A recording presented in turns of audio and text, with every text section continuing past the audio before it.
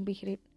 ஒரு காலத்தில் ஒரு ஞானி தன் மாணவர்களுக்கு ஒரு பாடம் கற்றுக் கொடுக்க தீர்மானிக்கிறார். ஒரு பெரிய கண்ணாடி ஜாடியை எடுத்து வருகிறார். ஜாடியின் அருகில் சிறிய கற்கள், பெரிய கற்கள், மணல், நீர் நிறைந்த கோப்பைகளை கொண்டு வருகிறார்.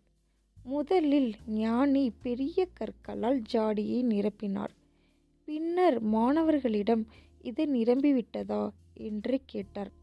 மாணவர்கள் அனைவரும் ஆம் என்று சொன்னார்கள். ஆனால் அவர் சிரித்துவிட்டு சிறிய கற்களை எடுத்து ஜாடியில் போட்டார். சிறிய கற்கள் பெரிய கற்களின் இடைவெளிகளை நிரப்பின. இப்போது என்றார். மாணவர்கள் உடனே சொன்னார்கள், இப்பொழுதுதான் இது முழுமையாக நிரம்பியது. ஆனால் ஞானி அதன் பின் கைகளில் இருந்த மணலை எடுத்து போட்டார்.